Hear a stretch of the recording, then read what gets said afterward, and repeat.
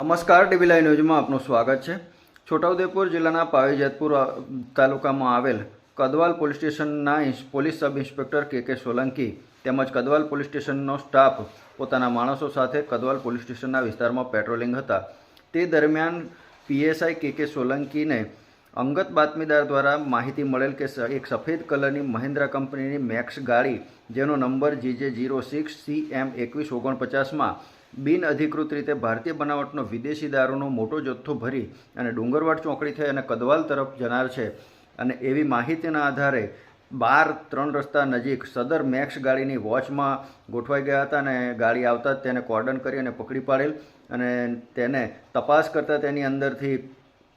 ચાલકને તેમજ નામઠામ પૂછતા જે ડ્રાઈવર સીટ ઉપર બેસેલ ઈસમે પોતાનું નામ પિન્ટુભાઈ લલ્લુભાઈ રાઠવા રહેવાસી ગુનાટા કાચલાપડ્યું તાલુકો જિલ્લો છોટાઉદેપુર હોવાનું જણાવ્યું હતું અને બાજુમાં બેઠેલ ઈસમ મનીષભાઈ સરતાનભાઈ રાઠવા જે ચીસાડિયા પટેલ ફળિયું જિલ્લો છોટાઉદેપુરનું હોવાનું જણાવેલ અને આ મહિન્દ્રા કંપનીની મેક્સ ગાડીમાંથી ભારતીય બનાવટનો વિદેશી દારૂનો જથ્થો કાચના પ્લાસ્ટિકના કંપનીના સીલબંધ ક્વાટરિયા અને મળીને કુલ 4,368 જેની કિંમત 5,63,040 અને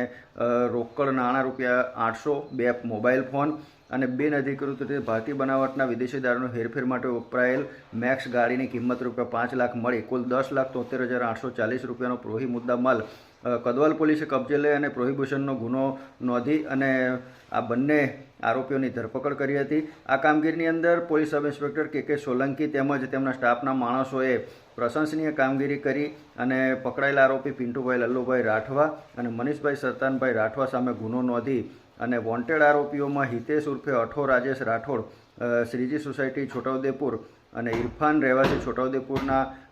પૂરા નામની તો ખબર નથી પરંતુ આ બે સામે વોન્ટેડ પણ જાહેર કરેલ છે। આ કામગીરી દરમિયાન પોલીસ સબ ઇન્સ્પેક્ટર કે સોલંકી સાથે